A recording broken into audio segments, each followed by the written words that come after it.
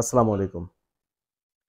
Napoleon hill তার think and grow rich এই বইটাতে মানুষ কেন অপরাধ করে সেটা বোঝাতে যে তিনি বলেছেন যে মানুষ যখন প্রথমে কোনো অপরাধ করে তার ভিতরে একটা ঘৃণাবোধ জন্মায় এবং সে উপলব্ধি করে যে আমি কেন এই অপরাধটি করলাম।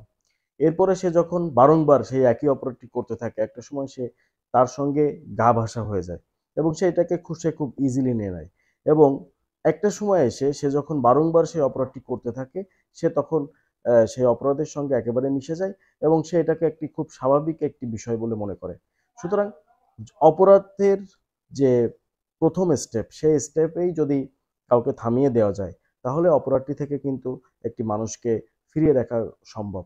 আর যদি সেটা না হয় তাহলে দেখা যাবে যে একটা মানুষ যখন অপরাধের সঙ্গে গা ভাসা হয়ে যাবে, অপরাধটি সে সহজভাবে নিয়ে নেবে, তখন কিন্তু তাকে আর ওই অপরাধ থেকে ফিরিয়ে আনা সম্ভব নয়। এবং মানুষের যে অবচেতন মন রয়েছে, সে অবচেতন মন কিন্তু তাকে বারংবার সেই অপরাধটি করার জন্য খোঁচাবে। সুতরাং ফার্স্ট স্টেপেই আমরা যখন দেখতে পাচ্ছি কেউ অপরাধের সঙ্গে যুক্ত হচ্ছে বা একটা শিশু বা একটা কিশোর কোথায় যাচ্ছে, কোনো খারাপ গ্যাং বা খারাপ কিছুর সঙ্গে মিশছে কিনা, প্রথম স্টেপেই যদি আমরা তাকে ঠেকিয়ে দিতে পারি, তবে কিন্তু আমরা দেখব যে তাকে আমরা অনেকখানি সেই অপরাধের থেকে বাঁচিয়ে নিয়ে আসতে পারছি। ধন্যবাদ।